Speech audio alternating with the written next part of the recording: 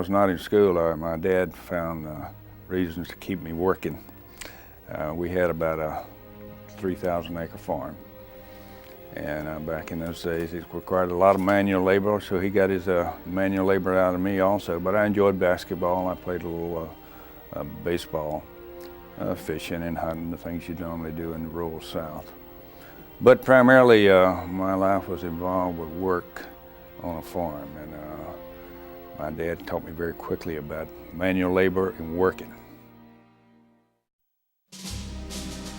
Georgia native James Livingston graduated from Auburn University in June of 1962 with a degree in civil engineering. Before graduating, he received an Army draft notice, but he chose instead to enlist in the Marine Corps. I was going to do my time. As a matter of fact, I recall they even offered me a regular commission, and I wouldn't accept it because if you accepted a regular commission, they wouldn't give you the $300 to buy your uniform. So you can tell I was not committed to a stay in the Marine Corps. I wanted to stay my required time and get out and go into engineering. But I enjoyed the stay, and I stayed for 34 years. Livingston saw combat in Vietnam starting in 1967 and would serve as commanding officer with Echo Company in Kon Tum province. In May of 1968, they were defending a bridge on the Quay Viet River when the nearby village of Dai Do was seized by the enemy. And suddenly I got a call from my battalion commander and said, we're in a real problem here. Most of the battalion is engaged. We have lost a significant number of Marines, so we're going to bring you back and have you join the battalion. And we started moving down the Quay Viet River towards my battalion. And we had to fight our way all the way down. The North Vietnamese were almost to the point of closing the river. So we were in a firefight the whole time up to the point we linked up with the battalion. And Gulf Company was basically surrounded. And we didn't know what the size of the contact was. So I called my Marines, particularly the young lieutenants, in about 4 o'clock, and give them a mission order. We were going to attack across this rice paddy, which is about 500 yards.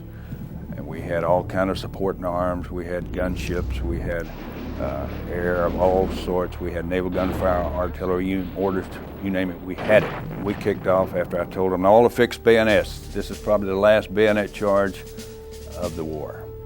And we moved across about 500 meters in the assault.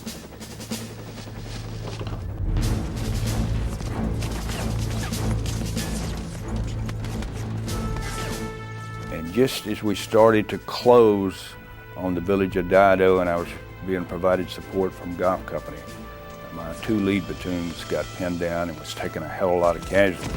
We were taking direct RPGs, we were taking all kind of machine gun fire, even though we were pouring all this fire back on them. And I moved up and slammed my reserve between the 2 platoons in the assault, and we finally penetrated their lines. Although wounded twice by grenade fragments, Livingston refused medical treatment and courageously led his men in the destruction of over 100 bunkers, driving the remaining enemy from their positions and relieving the stranded Marine Company. And finally took the village of Dai Do, and I had went into the fight with about 180 Marines, and after that stage of the fight, I only had about 35 Marines that were still walking.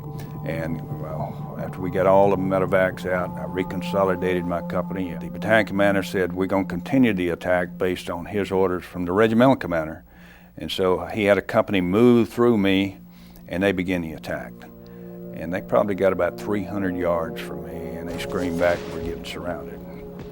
And we don't think we're going to make it. So I packed up my 35 remaining Marines, and this was without any orders. And we said, we got to go help those kids. So I packed them up, and we slammed forward, joined forces with this Gulf Company, 2nd Battalion, 4th Marines, and continued the attack. Probably about an hour into that fight, after seizing a series of ridge lines and rice paddy areas, we found myself facing North Vietnamese with a 50 caliber machine gun, one of the old machine guns that was used to knock down airplanes primarily. And as I come across this berm, he shot the hell out of me. And I went down. And all the kids saw me go down, and we had been really slugging it out, and we'd been taking a lot of casualties.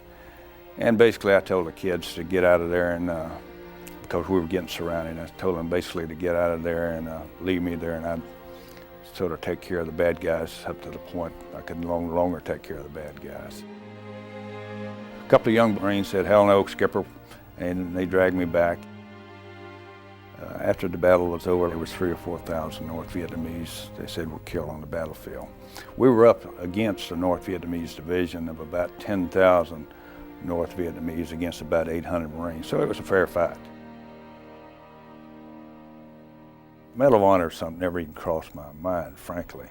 And it was not about medals with me. And this thing, it took about 2 years to work it through the system, and I was at Fort Benning, Georgia with the U.S. Army. And I got a call from Washington. It said, "You're going to get a chance to come to Washington and meet the president." And Richard Nixon was the president, and there was, I think, about 10 or 11 of us that were to receive the Medal of Honor that day. My philosophy of leadership is lead from up front. If I'm willing to do it, then I can ask you to do it. I always thought we were going to win at the end of the day, and that was the kind of confidence I had in myself, frankly, and I had most of all, I had the confidence in the Marines. And those young fellows, were absolutely wonderful. I never had any difficulty with any Marine saying, "Boss, I don't want to do this." Every Marine I asked to perform a mission performed it superbly. The last battle, 67, 68, when I received the award, or recommendation for the award, was a tough day. But at the end of the day, WECO come through like champs, and I think the award is for them, not for me. And I know a lot of recipients say that, but I really mean that honestly. And I try to wear it in remembrance of them.